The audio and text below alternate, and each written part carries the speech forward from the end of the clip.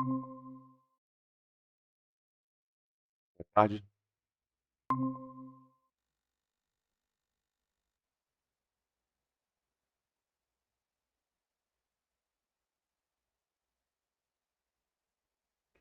Boa tarde a todos.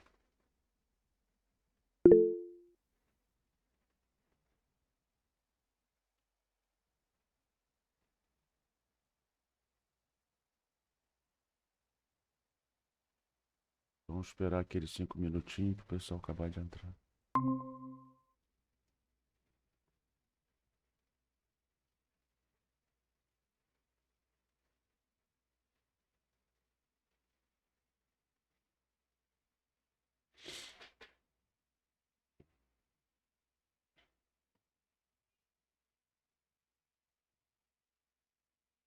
E aí, como é que estão as coisas? Eu ia é, colocar o vídeo a gravação da aula que a Ana Beatriz, a Bia, fez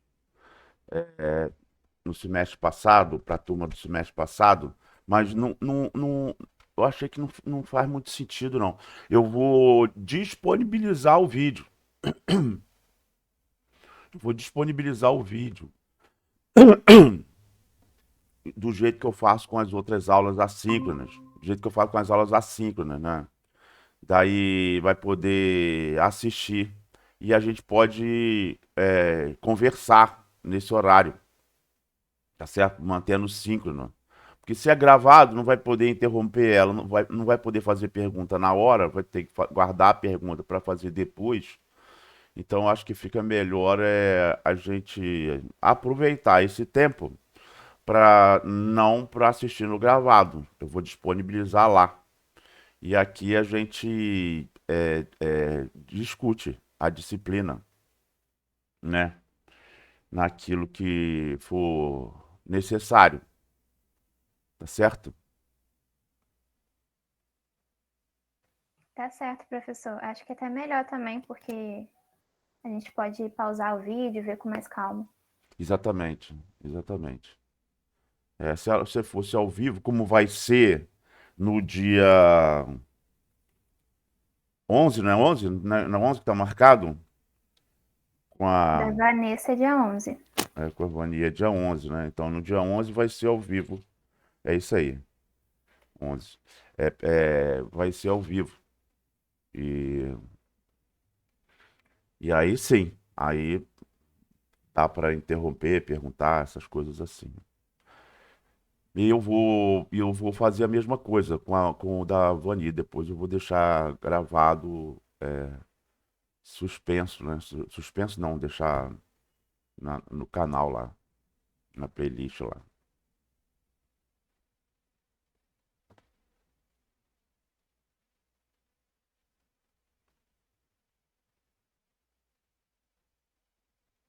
Nós vamos tocando até 2 horas, aí 2 horas vai interromper. Quando interromper, é engraçado porque eu dou 4 horas de aula seguida na terça-feira e não interrompe, não cai. Eu não fui atrás alguém tinha falado, eu fui olhar aqui, alguém tinha falado de uma professora lá do DCA para eu procurá-la, não é? Mas aí na terça-feira eu dei aula 4 horas direto e não caiu, não. Eu vou continuar, Rafaela do DCA. Eu vou continuar, eu vou, não vou, eu vou parar assim para dar aquele nosso intervalo e vou ver se vai cair, tá beleza? São 1h05, então agora começamos mesmo a nossa conversa e eu queria saber, eu queria ouvir questionamento, eu queria ouvir dúvida sobre os pontos que a gente tratou até agora. Só falta eu voltar a fazer upload de mais um ponto, que é um ponto bem curtinho, que é o de logística. Por quê? Porque no meio florestal, o pessoal fala logística, o abastecimento da indústria. Então, quando fala em logística, pensa em transporte, né? E estrada também. Então, quando fala logística, é isso. E aí tem logística lá na ementa, só que a logística é mais do que isso. E aí tem é mais um esclarecimento, são poucos slides, não sei se são uns 8, 10 slides, falando do que é logística mesmo, explicando o que é logística mesmo. Não só a logística, como ela é tratada no meio florestal. Então, estamos lá. Olha aqui, ó. Eu não sei se vocês vão, enquanto vocês estão esquentando aí, já vou provocando.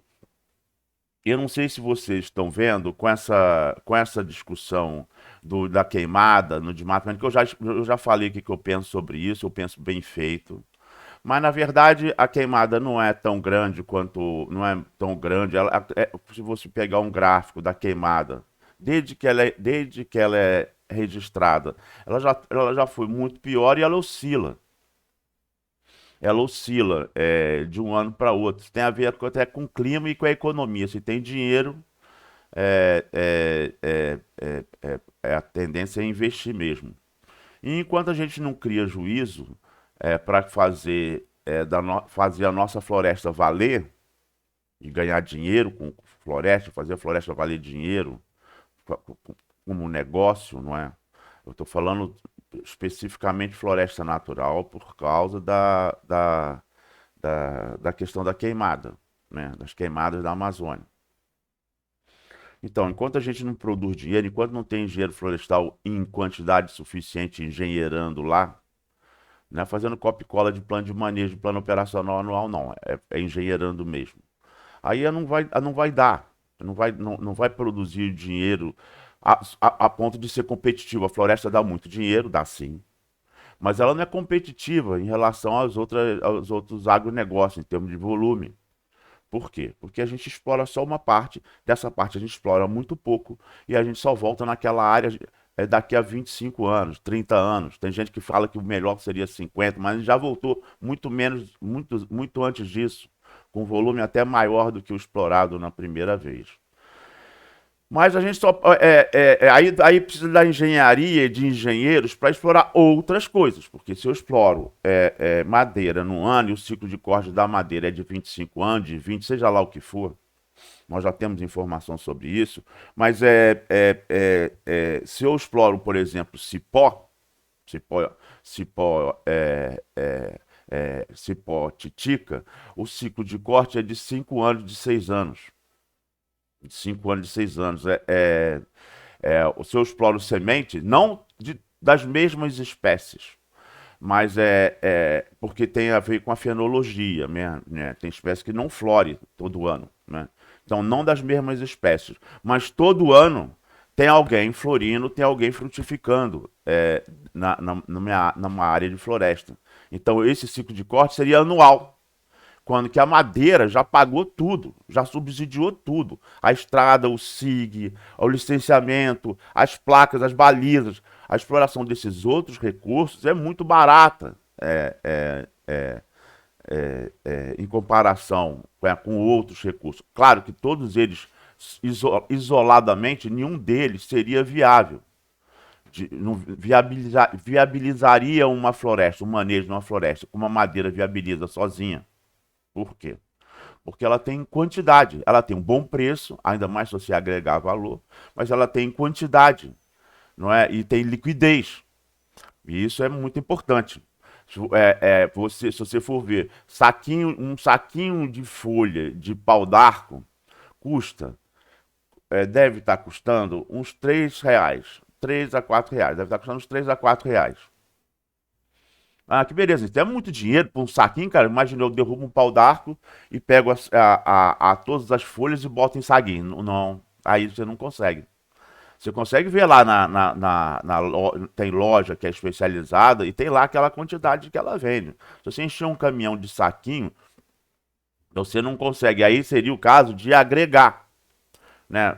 Agregar valor, vender para outros, vender para distribuidores, não é?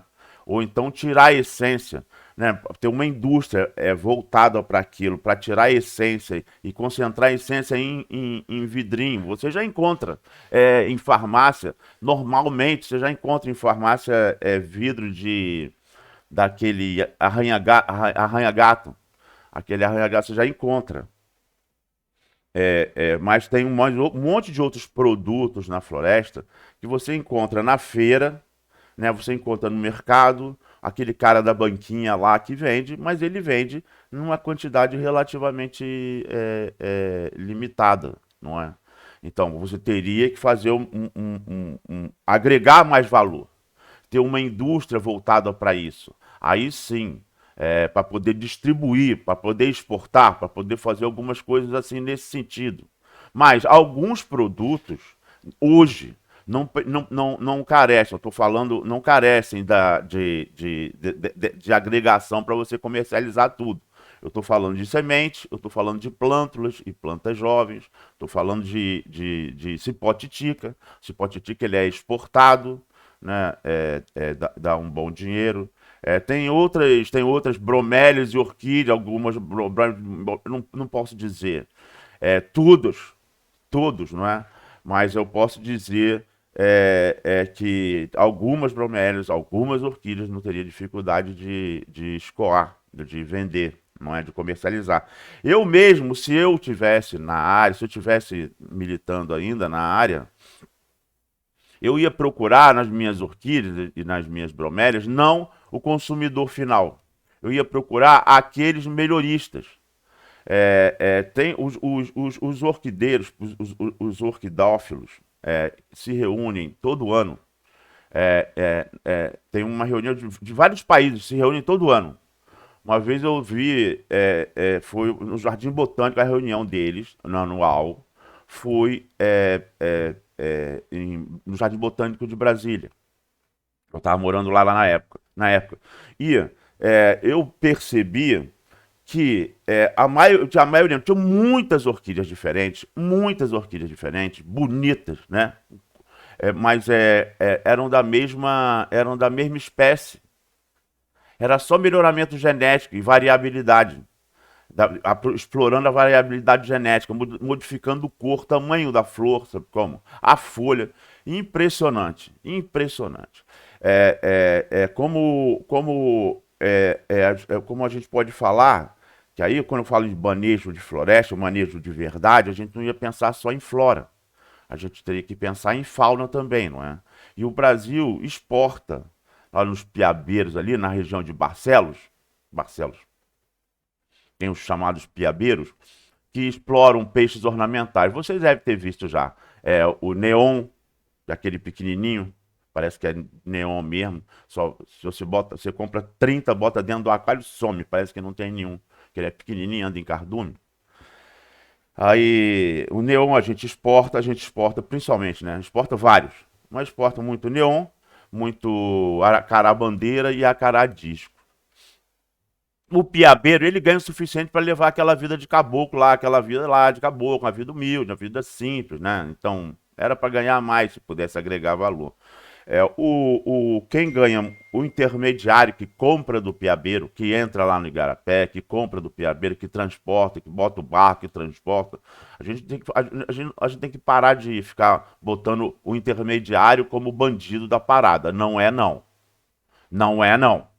O intermediário ele faz um serviço, não é? E aí ele cobra por esse serviço. Ele é empreendedor, ele faz um serviço. Aí ele vai lá e compra e paga. Paga quanto? O que o mercado define. E aí ele exporta. O intermediário ganha mais dinheiro. E aí quem ganha dinheiro mesmo é a Alemanha, por exemplo. Então quer falar mal? Fala mal da Alemanha.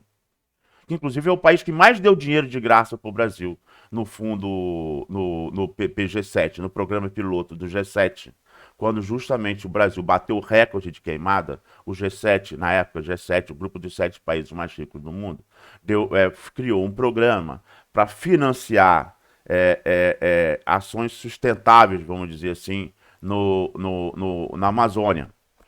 Então tinha o PDA, que era para ONG dar dinheiro para a ONG, que trabalhar com índio, com caboclo, né? PDB, que era dinheiro para instituição de pesquisa, para fazer pesquisa, para garantir o desenvolvimento adequado para a região.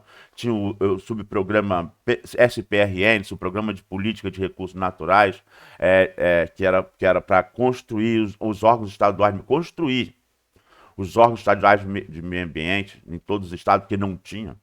Tinha só a secretária de meio ambiente ou o secretário de meio ambiente e mais nada.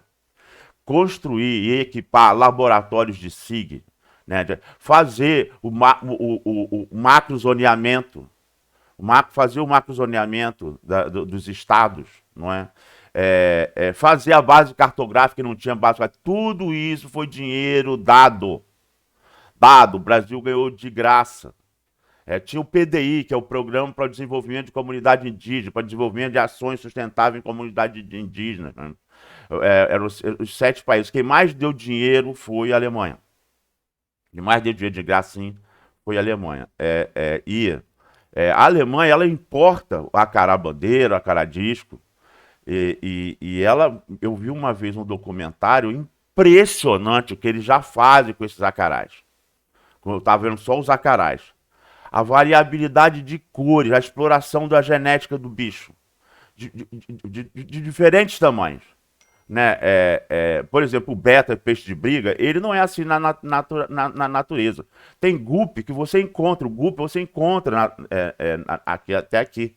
O guppy lebiches, você encontra aqui em qualquer igarapé aqui, você encontra. Mas você não encontra o que você vê em aquário. Né, com aquela cauda monstruosa, isso seria ser inviável dentro na natureza, não é? Mas pode ser explorado e melhorado, não é? Então, a gente deveria, se a gente explorasse os nossos recursos florestais no potencial que eles já têm hoje, e do lado, por exemplo, a Zona Franca de Manaus, que tem uma renúncia fiscal absurda, né? Não paga imposto. Então aí é até mais fácil ser empresário lá. Mas se cortar a renúncia, acaba a Zona Franca. Ela não é sustentável, ela não se mantém em pé. Ela depende da renúncia fiscal. E isso não faz sentido.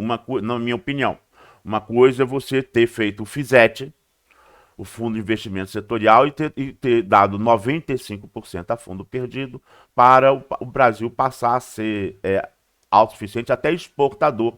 Nós estamos no primeiro e no segundo lugar na lista de exportação e ninguém barra a gente em termos de produtividade. Aí nós somos campeões mesmo, somos top de linha. Mas a gente recebeu o subsídio, o setor recebeu o subsídio, desculpa, para alavancar por um determinado período. Eu não me lembro, acho que foram 8 anos ou 10 anos, alguma coisa assim, posso estar errando aí, em mais 10, mais ou menos 2. E pronto, hoje ele já anda em perna própria, mas ainda sofre, porque deveria ter mais, deveria ter muito mais área plantada, né, de floresta plantada, que a gente domina tão bem. E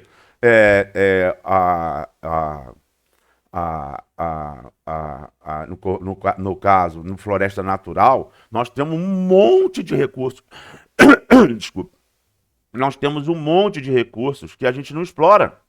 E a gente deveria explorar, inclusive, recursos de fauna. O primeiro mundo explora recursos de fauna. O Brasil é que fica nessa hipocrisia completa, não pode nada. Não poder nada é a mesma coisa que poder tudo, que é o que acontece, a gente exporta. Então, quando a gente botar a floresta para funcionar, aí ninguém vai ser maluco de tacar fogo nela. Taca fogo porque a sociedade é hipócrita mesmo. Isso é uma questão. A outra questão é o que está acontecendo agora, nesse momento. Não é? Como eu estava vendo, eu estou falando isso, não é porque essas coisas que eu já falei, eu já devo ter falado zilhões de vezes, eu bato nessa tecla até entrar na cabeça. Aí daí tem uma outra questão que está fazendo agora, que é patrocinada ou promovida ou capitaneada pelo Macron, presidente francês, acusando, e um monte de artistas, não é? Do mundo, né? Leonardo DiCaprio, e outros aquela menina, que eu não vou nem falar o nome dela, mas falando da ecologia e que pena que está queimando, não é? E aí, isso é uma conversa fiada, certo? É uma conversa fiada porque tem por trás um outro interesse. Por trás tem uma estratégia política de agronegócio mesmo. O Brasil está sendo muito prejudicado nos negócios no mercado europeu, na comunidade europeia, por causa dessas manifestações. Não é? O acordo do Mercosul com a comunidade europeia já estava bem encaminhado, já está bem encaminhado, mas está arriscado, está ameaçado ser efetivado. Por quê? Porque a produtividade brasileira não é só por causa da Embrapa, não é só por tudo que a gente desenvolveu. E nós estamos de parabéns com essas commodities, nós estamos de parabéns mesmo, nós desenvolvemos muito, muito. A gente olhou muito mais para o agronegócio do que para a floresta, desenvolvemos agronegócio, mas devia ter desenvolvido floresta também, devia desenvolver floresta também. Nós temos uma área enorme, nós temos floresta bastante e nós temos água. Nós temos água e nós temos energia. Então, pô, era para a gente estar bombando. E está. E no agronegócio a gente está bombando. Só que o produtor, por exemplo, já falando de Macron, o produtor rural francês, tem gente que fala, que está até falando que é quase um servidor público, porque ele é subsidiado. Se o Brasil chega lá com um produto muito mais barato e de melhor qualidade, e aí isso não tem nem comparação, a carne brasileira, por exemplo, do que a carne confinada, bom, eu estou falando isso de ouvir falar, né? Porque eu nunca fui na Europa e nem nunca fui nos Estados Unidos, então eu nunca comi a carne. Mas quem vai lá fala que a carne não tem gosto. Não tem gosto, nem cheiro direito tem. Que é boi confinado, né? E no caso da França, não. Estou falando mais no caso dos Estados Unidos. Mas no caso da França, o agricultor lá, o pecuarista, o homem do campo, ele é subsidiado, muito subsidiado. Então, se chega o produto brasileiro de muito melhor qualidade e muito mais barato, apesar das taxas, apesar do custo da logística de colocar lá, há uma reação por parte de quem elege o Macron. Então, não é séria essa conversa ambientalista, tem uma coisa por trás. Anota aí, é um documentário que você vai procurar no YouTube, que fala muito legal do Alisson Paulinelli, do primeiro cara da Embrapa. O Brasil, quando eu era garoto, o Brasil importava carne, não importava só pasta de papel e celulose, não. Na época do Juscelino Kubitschek, na implantação de Brasília, eu já me entendi por gente muito bem, o Brasil importava tudo, até caneta. O Brasil não tinha indústria de quase nada. De quase nada. E aí começou todo um processo de evolução. Na época, houve a opção, no caso nosso, que a gente trata lá no transporte, opção pelo transporte rodoviário, mas aí a indústria começou. E começou não só a indústria.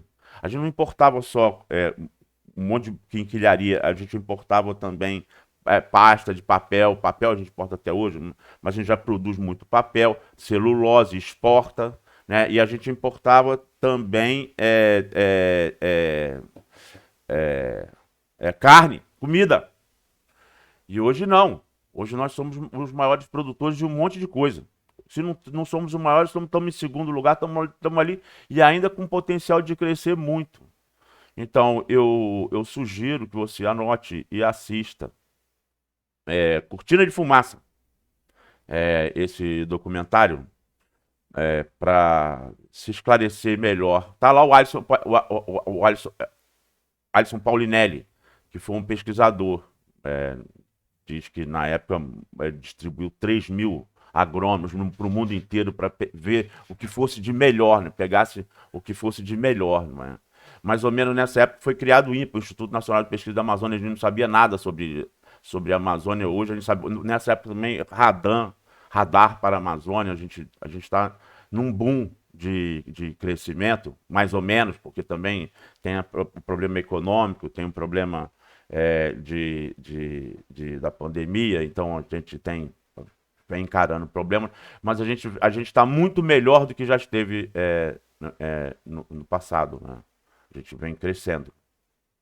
Eu sugiro então que vocês façam isso. Eu estou enrolando para que vocês, esperando agora, a gente começar a discutir sobre o assunto. Eu estou falando isso porque, como eu falei, você como técnico superior, você não pode cair na lábia do que todo mundo está dizendo, não. Você não pode. Tem palavra até que eu acabo usando, porque eu não consigo achar uma outra. Quando eu lembro de uma outra, eu uso. Mas palavras que eu não gosto mais, que eu não gosto de usar. Ecologicamente correto, autossustentável, sustentabilidade, essas coisas assim, que pessoa que não tem o menor, não tem a menor condição, não tem a menor condição de tratar do assunto, não tem a menor formação. Tá falando, escutou o galo cantar lá, tá cantando aqui, não faz a menor ideia do que está reproduzindo e tem uma pressão, e faz uma pressão. Então eu procuro não usar essas expressões para para diferenciar, se distanciar. E você não pode, aquilo que eu estava falando outro dia, acabei não concluindo, você não pode. Você pode chegar num boteco e falar o que você acha sobre aborto, ou seja, o que você acha sobre casamento gay. Você pode falar o que você acha sobre todas essas coisas. Questão relacionada ao meio ambiente e à floresta, você não pode. Você não pode ouvir falar e concordar ou discordar por determinado concurso, determinado discurso. Não pode. Você tem que estudar. Você tem que saber o que é que está falando. Você tem que falar com propriedade. Você tem que explicar profundamente porque você tem uma determinada posição, né? E normalmente, quando a gente estuda mais profundamente, a gente, em geral, discorda da grande massa, que tende a ser preconceituosa, que tende a ser ir na moda, e essas coisas assim. E cabe àqueles profissionais que têm conhecimento, propriedade sobre o assunto, se expressar. E muitas vezes a gente vê um profissional, não é? Falando, por exemplo, que se plantar mais árvore, mais eucalipto, salva a Amazônia, ou diminui a pressão sobre a Amazônia, o que não tem absolutamente nada a ver. Se a floresta não produz dinheiro, a floresta cai, ela é substituída. Tem um problema nesse documentário, você vai ver, até quando tem gente boa, mas gente boa de uma outra área, gente boa da área de agricultura. Nesse documentário, que é um documentário bom, vale a pena, mas tem lá falando da reserva legal de 80%, né? De 80% na Amazônia. Aí ele fala assim, é como se tivesse uma casa de 5 quartos e você pudesse só usar um. Olha, gente preparada. Mas é preparada para tratar de agricultura. Tá certo? Não é preparada para falar de floresta. E olha só que ignorância é essa. E essa é a nossa sociedade. Essa eu já falei. Um ex-ministro da Agricultura, ministro da Agricultura do Lula, eu acho, da Dilma, o Blairo Maggi. Não sei, talvez tenha sido do Itamar, agora não me lembro de quem ele foi. Não, ele é mais antigo.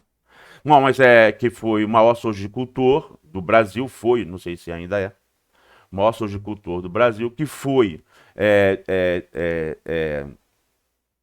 governador, antes foi governador do estado de Mato Grosso, e ele, dando uma entrevista uma vez, falou, eu ouvi, eu estava vendo a entrevista, e ele falou que você não poderia manter uma propriedade, viabilizar uma propriedade, tendo só 20%, isso é por causa do Mato Grosso, que está dentro da Amazônia Legal, tendo só 20% dela produtiva.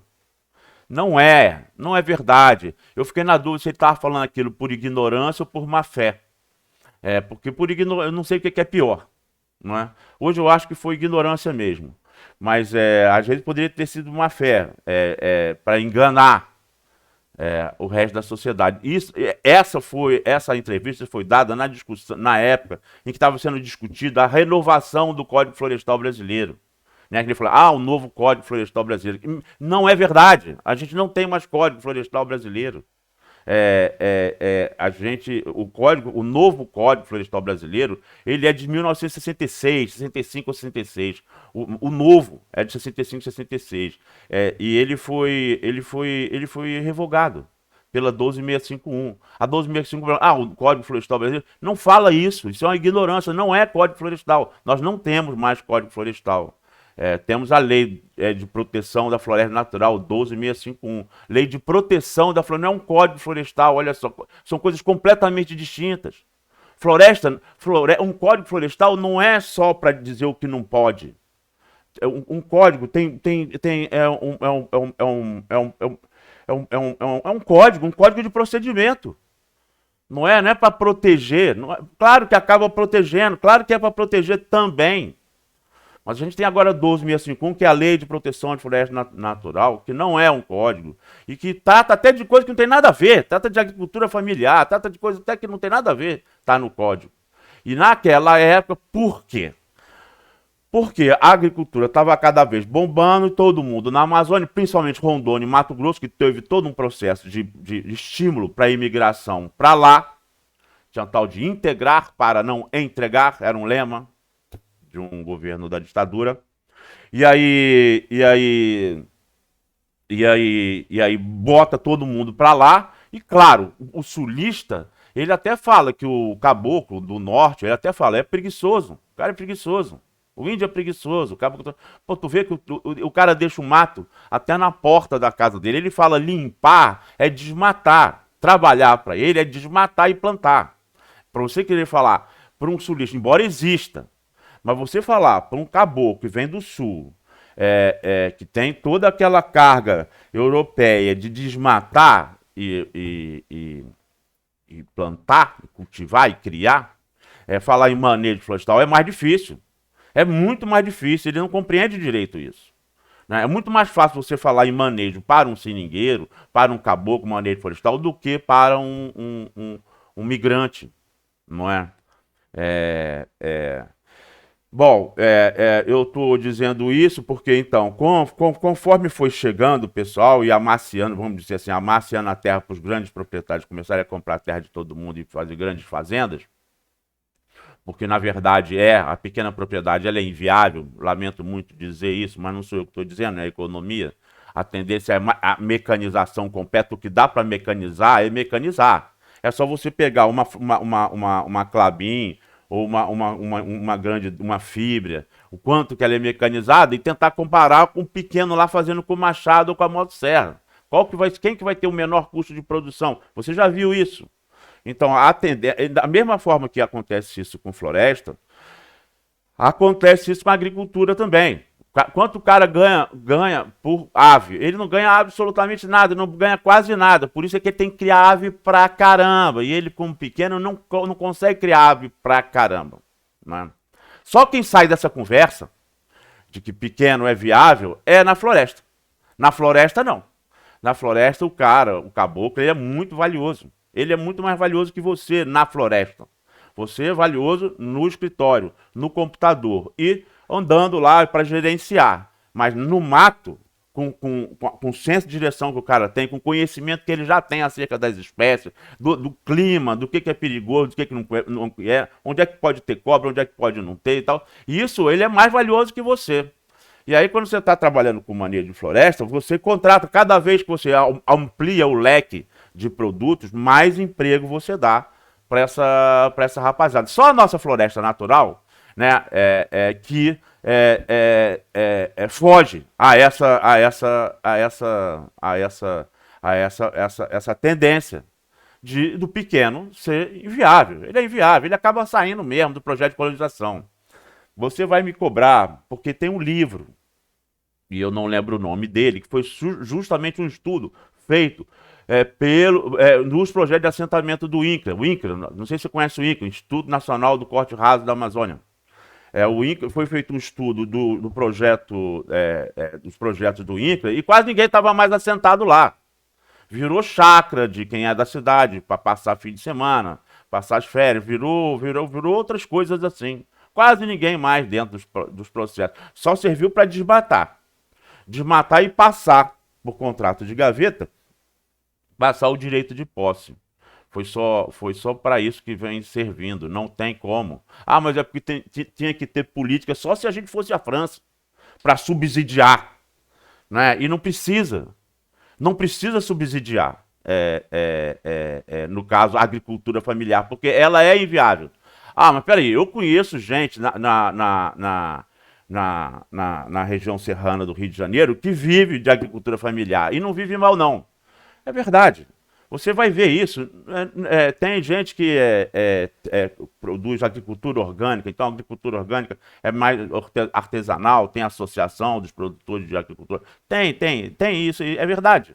Mas isso não é uma verdade viável para todo mundo. Isso é só para um grupo seleto. Às vezes esse agricultor familiar é um agrônomo, é um engenheiro agrônomo. Ou é um técnico agrícola, ou um cara que tem muita experiência.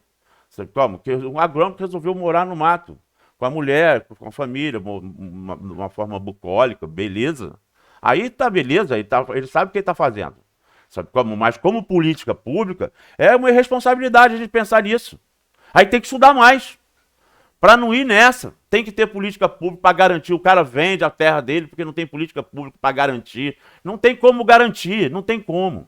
Tem como ordenar a propriedade, fazer o macrozoneamento dos estados. Aqui é para agricultura. E aqui, meu amigo, 20% de reserva legal, aqui é para agricultura. Aqui não é, aqui é para floresta. 20% de desmatamento. Se der tudo isso, eu acho até que é muito. Quer dizer, é meio contraditório. Eu acho que é pouco se a floresta estiver funcionando. E acho que é muito... Não, eu acho que é muito, 20%. Eu acho muito se a floresta estiver funcionando. Para que 20%? A gente não precisa disso. A gente precisa de algo em torno de 3%, 5%. Já dá para botar clareira lá, já dá para botar indústria, já dá para botar tudo lá. O resto é mato. Ali é indústria, todas as indústrias é ali. De ter a indústria só de madeira, não. Indústria de tudo. A Finlândia é um país que vive embaixo do gelo. Uma árvore, eu já falei disso, uma árvore para chegar a 10 centímetros, ela leva décadas. Ela leva décadas, 80, 70 anos, para chegar a 10 centímetros de diâmetro. Ninguém me contou, não, eu vi um anel, um disco, fiquei contando e parei de contar também. E aí, e mesmo assim, aquela floresta que fica embaixo do gelo, que não cresce quase nada, mesmo assim a Finlândia exporta por ano mais do que o dobro do que o Brasil no máximo exportou. Quando o Brasil mais exportou, chegou perto de 30 milhões de metros cúbicos. A Finlândia exporta, não sei se agora com o negócio da pandemia, exportava 60 milhões de metros cúbicos, 60 na Finlândia, mais ou menos o tamanho do Pará ali. 60 milhões embaixo de gelo, tá certo? E ainda tem toda a indústria de equipamento pesado. O que a gente não compra? Eu tenho aqui bússola de precisão Sunto para floresta, Ipsômetro Sunto para floresta. Eu já falei isso. O celular veio, todo mundo tem celular. O celular veio da indústria de floresta. O capital da Nokia é florestal. O capital original era florestal. A telefonia celular, o aparelho celular foi desenvolvido para as equipes de floresta, do mato, se comunicarem. Aí a encomenda saiu melhor do que... o produto saiu melhor do que a encomenda e virou o que virou. Então, dizer que tem que guardar 4 quartos improdutivos é uma estupidez. É uma ignorância. Não é má fé, é ignorância mesmo. Agora a gente tem que criar juízo. Aí sim, da mesma forma que em determinado momento, e aí é em determinado momento, com uma política bem definida. Em determinado momento a gente resolveu deixar de passar vergonha e passar a plantar, e aí subsidiou o início da atividade, e aí também investiu mandando 3 mil técnicos agrônomos para o Brasil, para o mundo inteiro, para aprender, para depois começar a trazer para cá. Só que teve coisas que a gente desenvolveu, nós mesmos que desenvolvemos aqui mesmo, como a fixação biológica de nitrogênio, como a adequação da soja ao clima tropical, porque ela não é originária de clima tropical. Né? Então, da mesma forma, a gente deveria ter então uma política. Lembra da política dos 4 instrumentos? Política não é instrumento legal, não. Instrumento legal é importante, mas ele é um dos instrumentos da política. Só um instrumento legal não faz nada, não. Não faz nada. E aí estabelecer uma política e sim subsidiar por um tempo limitado. Nada a ver com a Zona Franca. Olha só que ignorância a Zona Franca de Manaus. É um setor secundário, cujo setor primário não tem nada a ver com floresta. Agora, para dizer que não tem, tem lá umas micharias, mas não tem. Toda a história dela, todo o planejamento dela não foi. Foi para tirar. A proposta não é essa, mas a consequência foi essa. Foi tirar emprego de São Paulo, que sustenta um terço do país, cara. Simplesmente sustenta um terço do país. Um terço do país anda nas costas de São Paulo. Sabe como? E aí ainda botou a Zona Franca lá. Tá certo, setor secundário, beleza, com renúncia fiscal, beleza. Mas para industrializar o quê? Produtos da nossa floresta? Não, não. Tirar emprego de São Paulo. Faz sentido isso? E é uma coisa agora, você criou um elefante branco, né? Um elefante branco. Você criou um monstro, não é? Que quase tudo é produzido na Zona Franca, dando desemprego no resto. E se você cortar a renúncia fiscal, para tudo. E quando você deveria ter pensado um pouco mais, tá com mais assessor. Então a gente tem que, estou dizendo isso, dando essa volta aí, que você, como engenheiro florestal, não tem o direito de opinar, não tem o direito de opinar sobre aquilo que é da sua área. Como assim? Como você não tem direito de opinar? Não, não. É da sua área, tem a ver com engenharia florestal, tem a ver com meio ambiente, você não tem o direito de opinar, não. Opinar assim, não, eu tenho opinião, eu acho que eu acho. Não pode. Você é uma autoridade, você vai ser uma autoridade. Você vai ter que estudar, você vai ter que ter responsabilidade. Ó, não posso falar sobre isso, cara. Eu não tô. Não é aquela conversa, não, isso aqui, meu doutorado não foi nisso, então não sei dizer sobre isso. Não é isso, não. Porque essas coisas banais aí, essas coisas que eu tô falando, são coisas banais, são coisas importantes. São coisas sérias, mas é mais ou menos banal. Você estudando um pouco, você já percebe. Você já tem toda a base para ter a sua opinião, não é? Mas você não pode, por exemplo, ser contra a pequena propriedade ou a favor da pequena propriedade. Você tem que estudar mais. Sabe como? Você tem que estudar mais para você ter a sua opinião mesmo. Você não pode só escutar o galo cantar, escutar uma conversa lá no boteco, e é isso aí. Não, eu sou engenheiro florestal. Tem gente que dá até carteirada para falar estupidez. E está falando uma ignorância, está falando uma coisa que não sabe, que não conhece, que não domina. Tá certo? Então, não deixe de ver esse documentário que eu estou recomendando, mas assista-o criticamente, para ver onde é que nem não é só porque o cara é uma sumidade em alguma coisa, que ele acerta em tudo. Tem uma hora que você fala, não, ali eu acho que o cara meio que vacilou ali. Vou precisar ler mais, ou então até onde eu sei, é diferente. Tá certo? Tudo você tem que assistir. Não é time de futebol, não, né?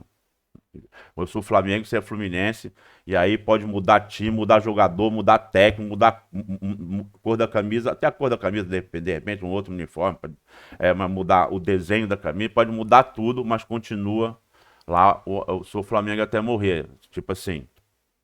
E aí não posso virar casaca. Ciência não, pelo contrário. Pelo contrário. E aí eu não sei se eu falei, na semana retrasada, duas pessoas se expuseram e eu concordei com uma e discordei da outra, mas eu não sei se na semana passada eu lembrei de elogiar as duas, porque as duas é que se expuseram. Se eu lembrei, beleza, se eu não lembrei, tá aqui, eu esqueci de dar esse fechamento, de elogiar as duas. As duas se expuseram, botaram a cabeça para a prêmio, né? Expuseram suas ideias, né? E é muito legal. Quando a gente está entre técnicos, é o momento mesmo de toró de palpite, como o pessoal chama, né?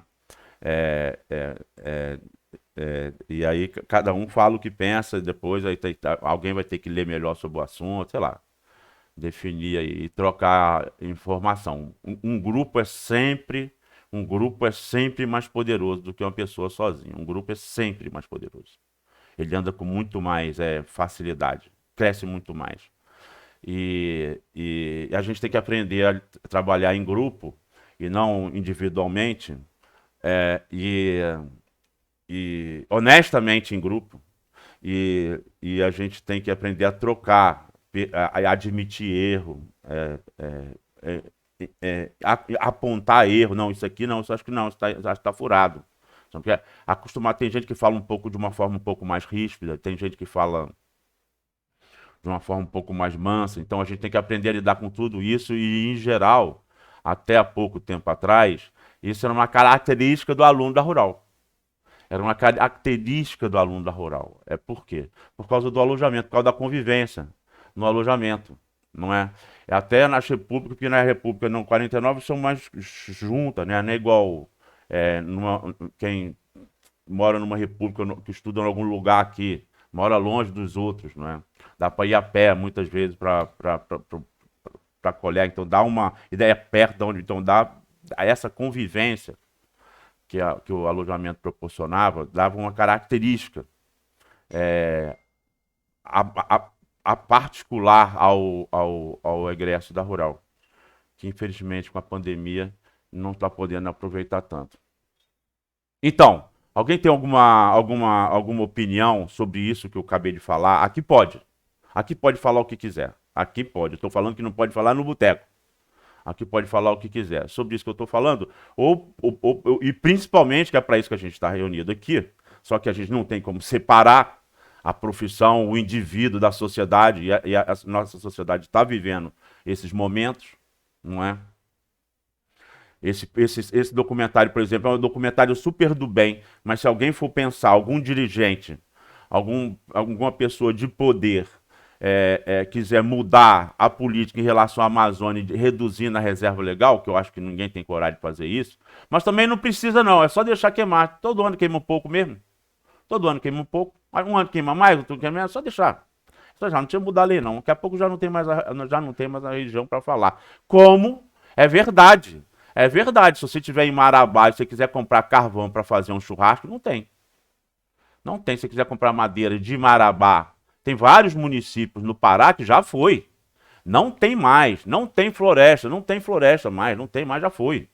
Já acabou. Então é só deixar acontecer. É só deixar acontecer. Se a gente não tiver uma política para uso. E essa política tem que incluir também. Tem que ter uma política para exploração melhor exploração da fauna ictiológica.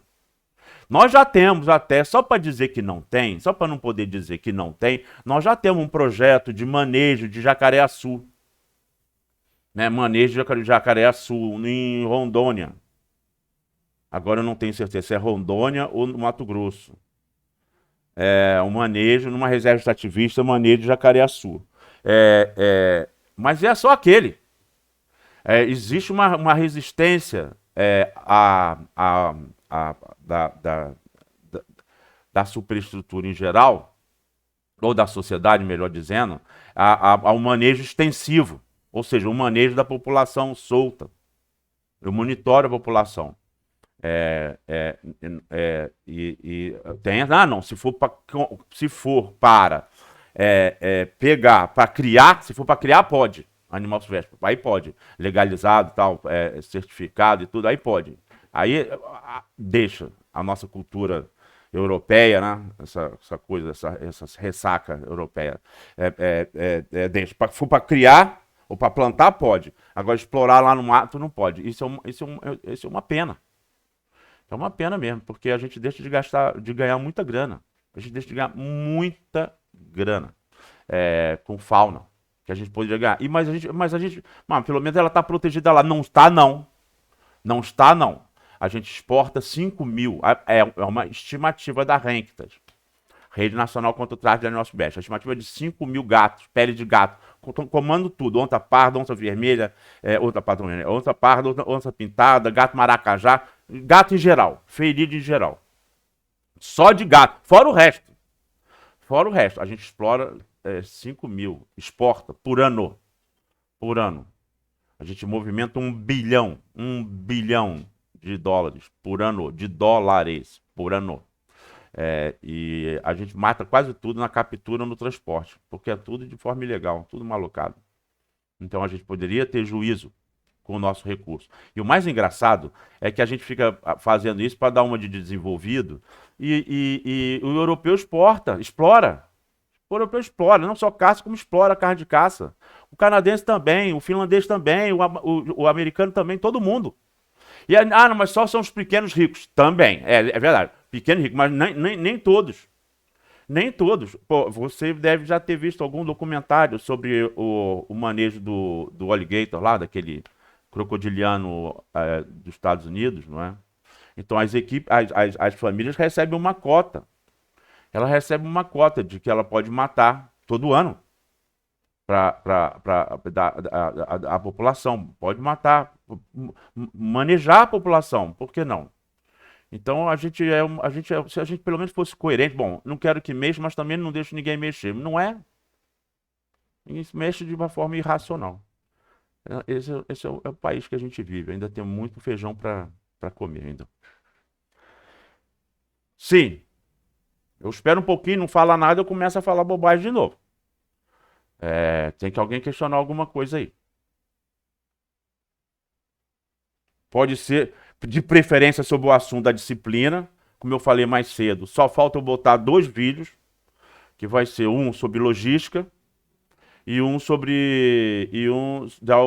O vídeo da Bia, da palestra da Bia. Vou botar os 2 lá para assistir. Só falta botar esses 2. Aí acabou. Professor, Opa! em qual vídeo o senhor aborda a questão de rampa, né? Declividade de rampa, que eu não consegui achar.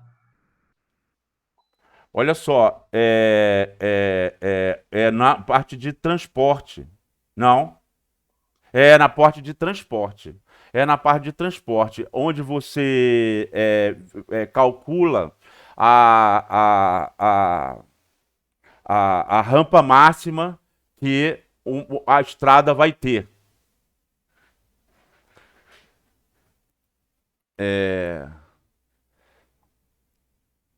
Eu não vou fazer agora, que na frente da câmera, eu vou me atrapalhar. Calma aí. Eu vou me atrapalhar. Mas vamos lá. Quais são as forças do movimento?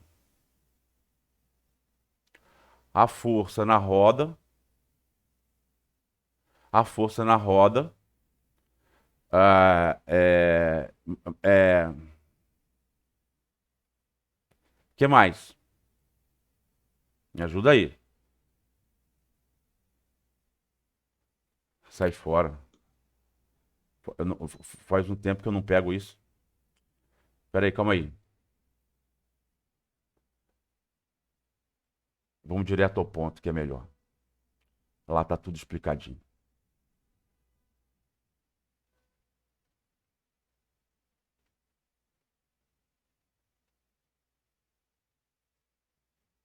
Mas enquanto eu estou procurando, só para dizer, você tem forças pró-movimento e forças contra o movimento, tá certo? As forças resistivas ao movimento, não é?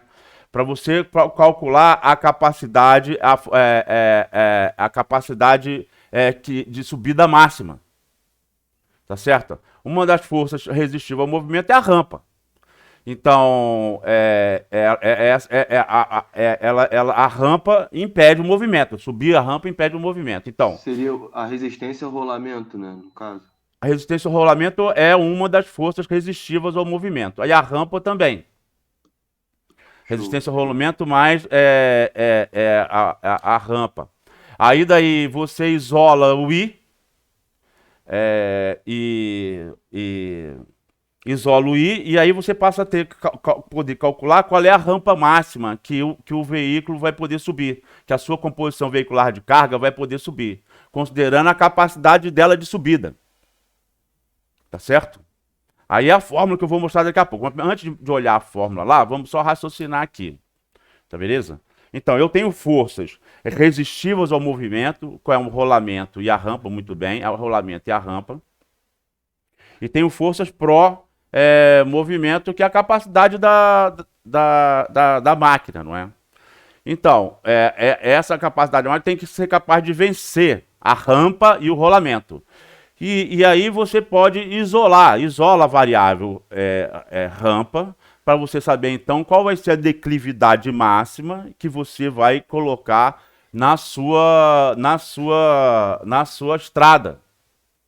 E aí você tem estrada, você tem curvas de nível,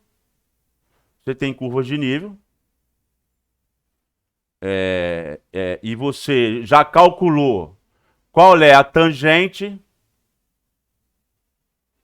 Qual é a tangente? Então, alguma coisa por cento, vamos dizer lá, 8%. Você calculou qual que é a tangente lá na fórmula, lá, usando a fórmula lá. Aí você calculou 8%, então ele vai subir no máximo nesse solo. Leve em consideração também a característica do solo. Tem que olhar lá na tabela, né? A resistência ao rolamento tem a ver com o solo, com o tipo de solo. Argiloso seco, a gente trabalha mais com duas realidades: argiloso seco e argiloso úmido, não é? Então, se eu tenho, então, para garantir 8%, que eu calculei usando a fórmula lá, que não é difícil de deduzir. Eu não vou deduzir agora, que eu vou me atrapalhar na frente das câmeras. Aí daí, mas a gente vai ver ela ali. Então, 8%. Então, se eu tenho a diferença de cota entre curvas de nível, eu que estabeleço no SIG, eu uso uma função lá, contorno. Aí eu abro o shape e eu digo que eu quero, como eu tenho uma imagem com eixo Z, ou seja, com cota, cada pixel tem uma cota. Aí eu uso essa função contorno para ele me fazer curvas de níveis na distância, na diferença de cota que eu determino. Em geral, eu uso 3 metros. Então, eu botei lá. Então, essa cota aqui, por exemplo, podia ser 18, 19, 20, 21. Então, essa aqui é 21. Então, 3 metros. 3 metros é diferente de cota. E aí, eu vou querer saber a distância que vai ter que ter mínima da seção de estrada entre duas curvas de nível, para que eu não ultrapasse esse 8% aqui, que foi o que eu calculei. Usando a fórmula lá.